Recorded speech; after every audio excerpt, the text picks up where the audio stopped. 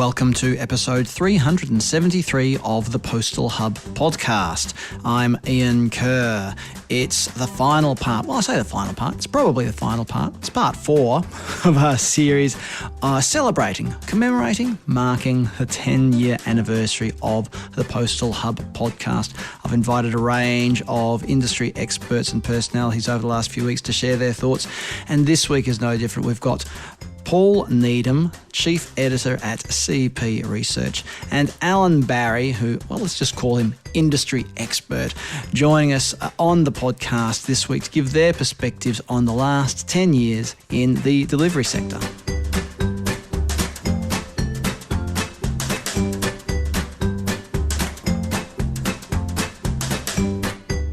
I'm joined by Alan Barrie. Alan is known to, well, if not all of you, most of you, ex-Royal Mail, ex-IPC. Nowadays, he's board advisor at Kern Terminal and chair at Stamp Free, very much focused on the tech and technology side of tech and technology. What am I saying, Alan? You all know what I mean. On the technology side of the last mile these days, Alan.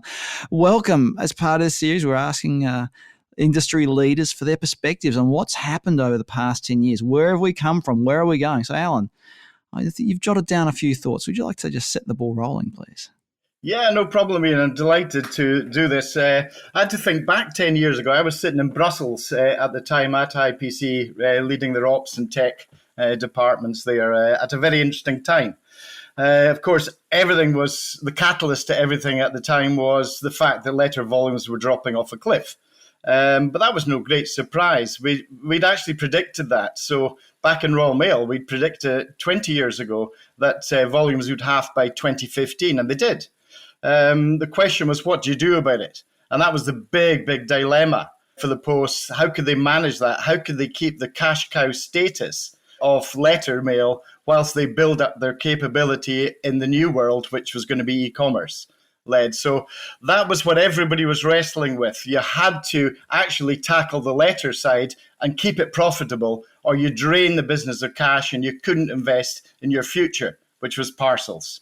So that was really the platform for change. And, well, the change was quite dramatic. I was speaking to one senior executive of one of the major retailers in the UK, and she said it was like being on board a runaway train. They had to be on the e-commerce runaway train, but she had people running out in front of that train, laying the tracks, and they didn't know where the tracks were going, but they knew they had to be on the train.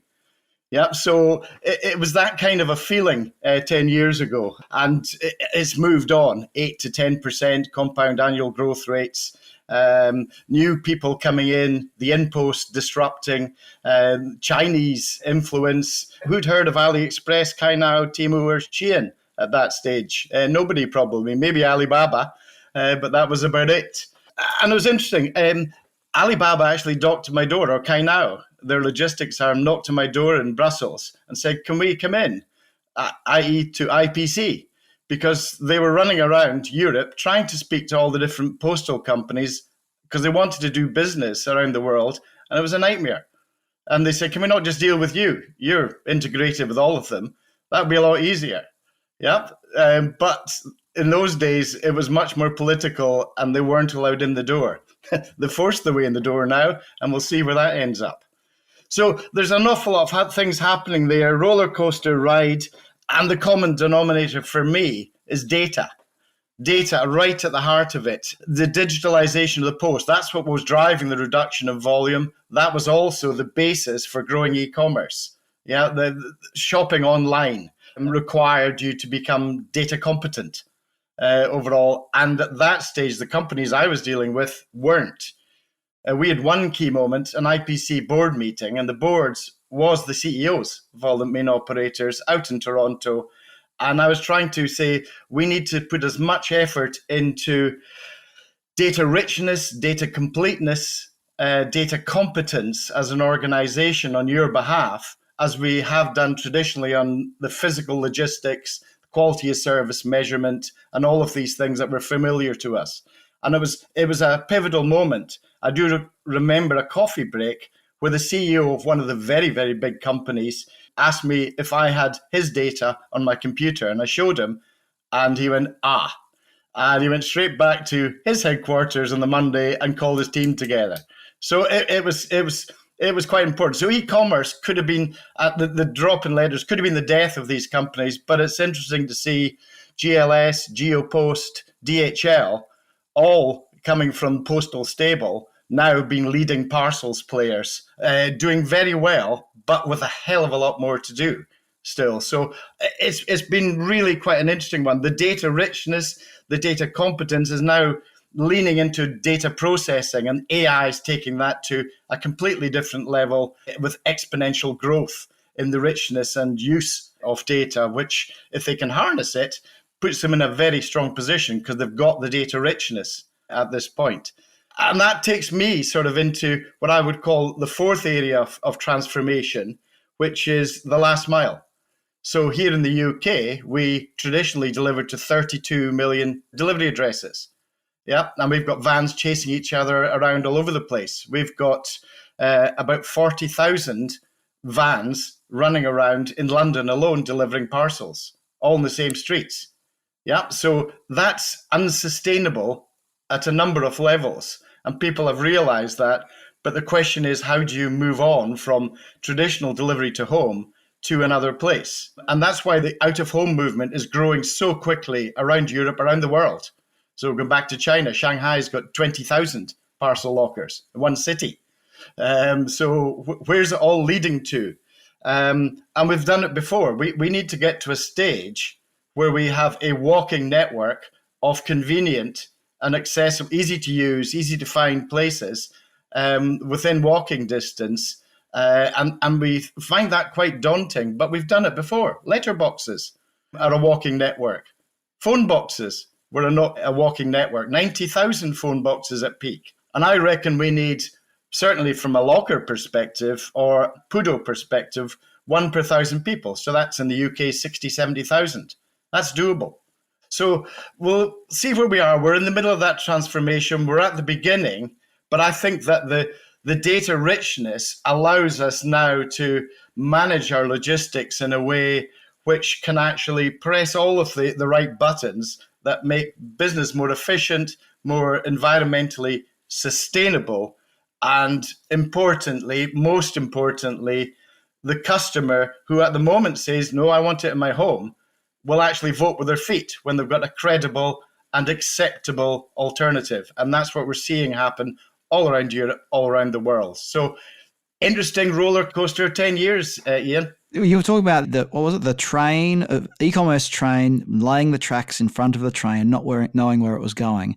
And I think it was about 10 years ago that people were really starting to talk about a change in e-commerce as well. And this comes back to what you were talking about with data. And that was a change in how the customer experience of e-commerce was handled. And many of you listening to this will have heard me say this before, that with e-commerce, at least say from an Australian perspective, e-commerce was about range, so being able to access products that you couldn't previously access through the physical network of retail stores in Australia.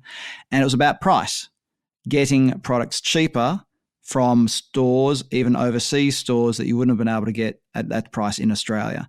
And that driver of e-commerce, price and availability, sort of started to whittle away, and it became more about that competition in e-commerce companies to give a better customer experience. And delivery is part of that. Now, I've sort of rambled on there a bit, Alan, but do you see that coming through in the change in how data is processed in the delivery industry, how data is exchanged between e-commerce retailers and the delivery sector and things like that? I gave you the example of IPC and a common central data platform. That was a very interesting one. The other thing that we were doing there was collaborating. These were all arch competitors collaborating, saying, why build 24 systems when we can have one capable central system that we share with an organization that we create to help manage that data for us? Yep. Now, the central data platform that was put together is now processing data, all parcel data from over 180 countries, and processing about 8 to 9 billion data events a year. That conversation in Toronto led to that. So these things are all possible, and that's what allows the flow of international e-commerce. And the same thing I see happening on a domestic basis in the near future. I think that we really need to take a step back and think of that customer experience and work out then how we can harness the use of that data to interact with them and give them what they want. So they give us some very clear, very, very clear steers when we did our first research on lockers in the UK market, which was very much a home delivery network, but it's changing very, very rapidly now. And customers said, let us have these places, but make them near to what we already do. Don't make us go out of our way, and don't make us go to different places for different parcels. Yeah, so there's a practical element and there's a data element. Forge them together and you've got a customer experience. Allows you to shift from the unsustainable network to a future network that works. Alan, thank you very much for sharing your perspectives today on the last 10 years, your insights into how things have been happening behind the scenes as well. We don't often get to hear about these things. It was really valuable. So thank you again for your time today and for appearing and supporting the Postal Hub podcast over the past 10 years. Alan Barrie, thanks for joining us today. No problem, Ian.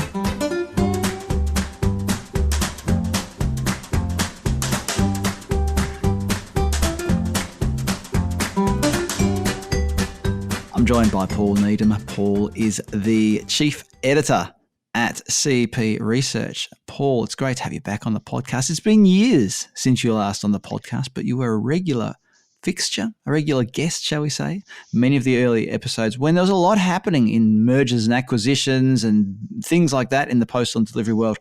Now we're taking this 10-year perspective of the industry.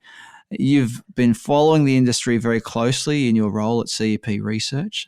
What From where you're sitting, what you've been writing about over the last 10 years, what are some of the big things that you've seen that have happened that are really important for our sector?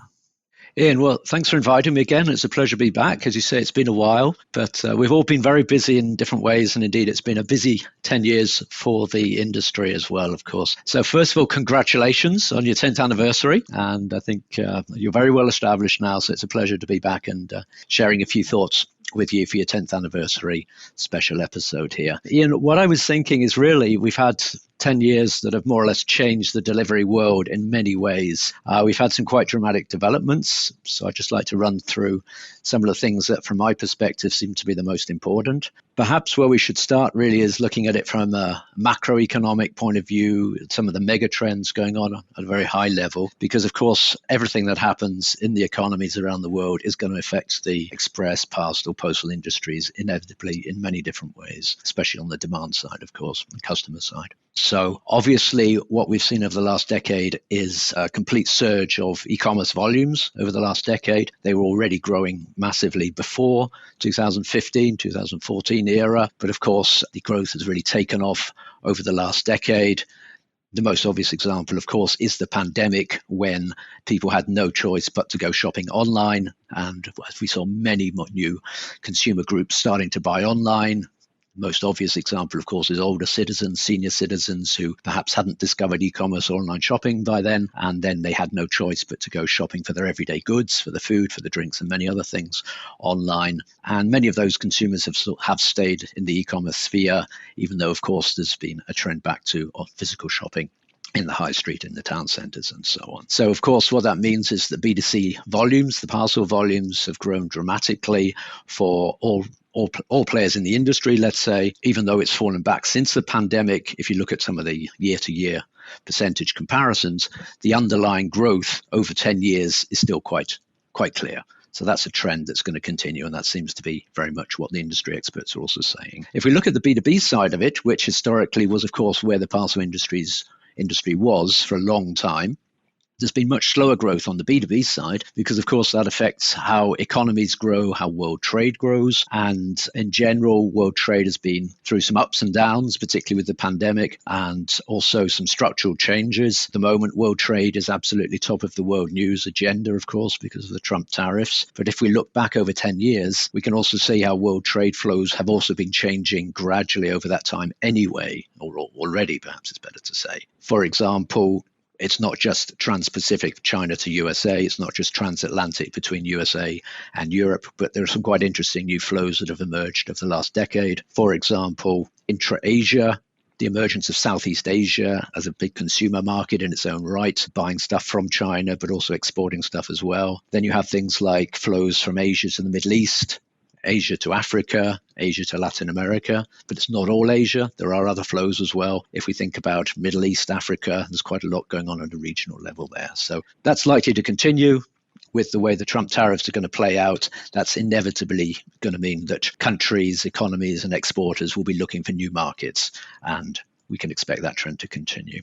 So China is massive, is dominant, and I think everybody knows that. You've got players like Alibaba, you've got JD.com developing their own logistics operations, which have also expanded internationally. Another trend that is likely to continue over the next decade. We've got the other fast-growing markets in places like India, Southeast Asia, Middle East, and some of the players there will be looking to expand internationally, no doubt as well. So there could be potential there for more cross-border business. If we look at the more mature markets, start in Europe, perhaps, of course, growth has generally been lower there. B2B has been growing at a low level, to put it politely, for quite a few years, especially in the very big markets, and B2C has continued to grow as well. What's interesting, of course, is Central and Eastern Europe, smaller markets, but faster growth. And that's another area that many of the players are looking to invest in increasingly. North America, as is very well known, we have the big oligopoly of the big three, USPS, UPS, FedEx. They're being challenged by the growth of Amazon, which has developed its own delivery operations massively and is now one of the biggest players, as has been recently reported, and also the smaller regional players. So that's a well-known trend that's important in those markets as well.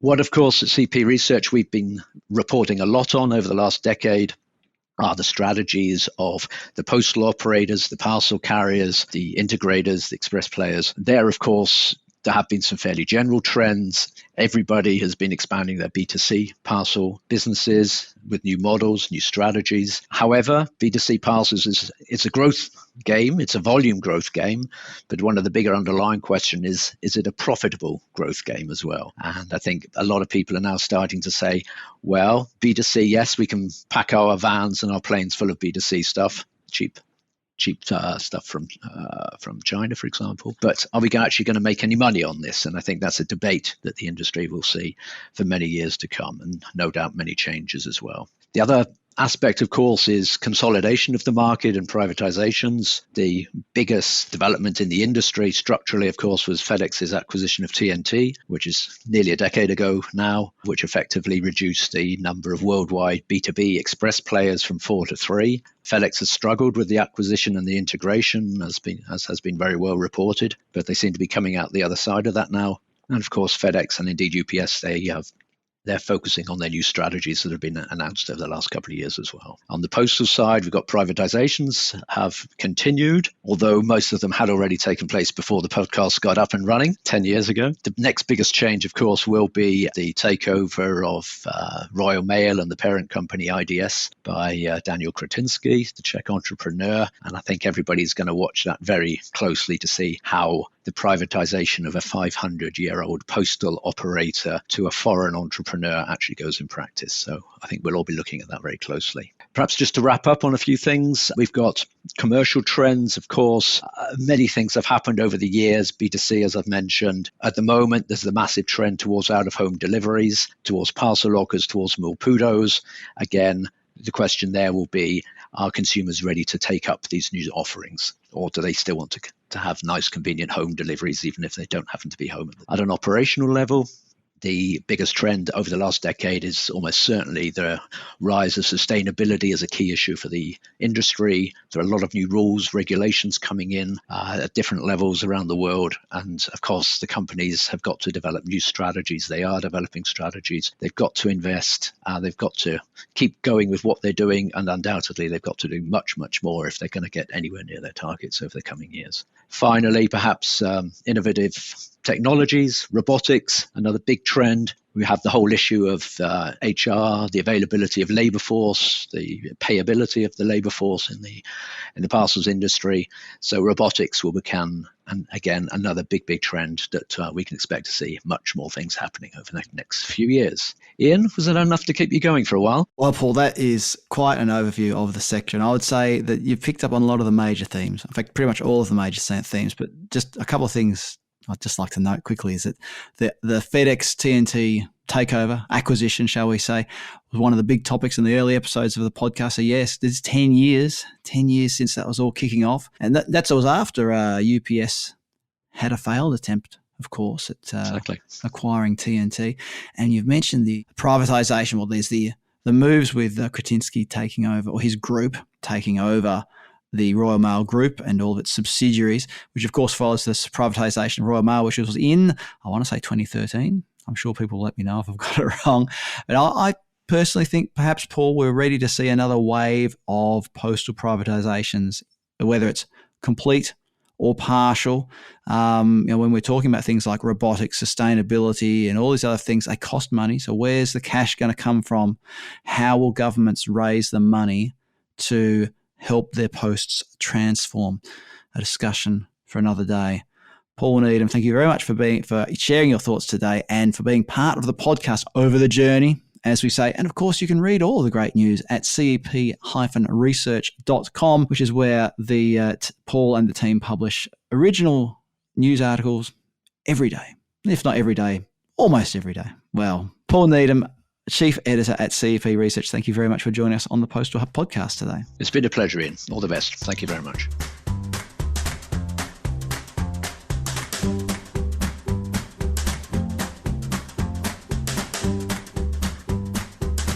Coming soon on the Postal Hub podcast, Rohit Gunavante from POS Malaysia will be joining us to talk about e-commerce fulfillment.